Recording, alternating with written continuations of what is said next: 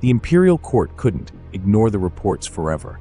Strange lights in the abandoned fortress, missing travelers on nearby roads, and whispers of unnatural creatures gathering in the ruins forced them to act. They sent a warrior named Oya no Taro Mitsukuni to investigate, though it's important to note that Mitsukuni, like many details of this story, exists more in theatrical legend than historical fact. When Mitsukuni arrived at Soma Castle, he found what appeared to be a beautiful woman claiming to be a courtesan who had taken shelter in the ruins.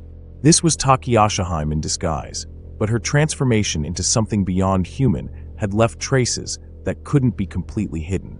Her eyes held depths that spoke of terrible knowledge, and her smile carried the cold edge of someone who had looked death in the face and made a bargain with it. Mitsukuni, experienced in both warfare and the supernatural arts, wasn't easily fooled. He tested her by speaking dismissively of her father, Taira no Masakado, calling him a traitor and a fool who deserved his gruesome fate. The reaction was immediate and terrifying. The beautiful courtesan's mask slipped, revealing the burning hatred underneath. In that moment, Mitsukuni knew exactly who he was facing, and he realized the magnitude of the threat that had been growing in these cursed ruins. That night, as Mitsukuni prepared for what he knew would be a supernatural battle, Takiyasha-hime made her move.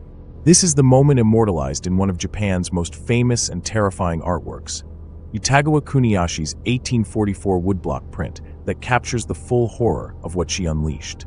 Standing on the fortress balcony with an ancient scroll in her hands, Takiyasha-hime began to chant in the language of the dead.